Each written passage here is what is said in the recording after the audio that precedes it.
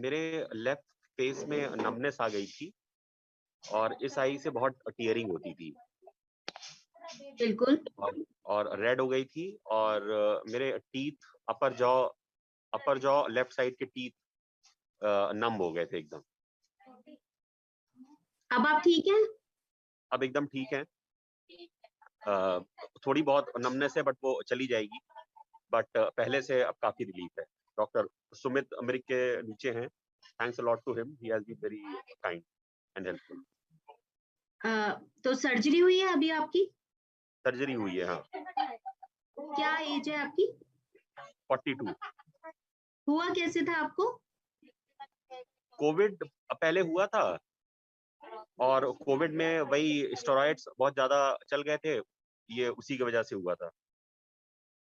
Diabetes भी है आपको? डायबिटीज उससे पहले नहीं था, ये स्टेरॉइड की वजह से आया है।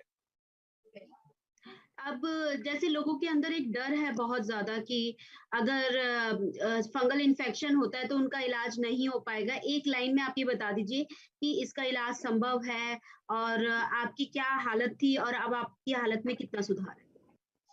नहीं, हालत में सुधार तो है एंड आई थिंक एज पर डॉक्टर्स आल्सो जितना मतलब कि नेगेटिविटी मीडिया में है, and I was also very scared, so it doesn't look like that it is so much scary thing, and if it can be diagnosed initial stage and one can go to the right medical care, I think this is curable.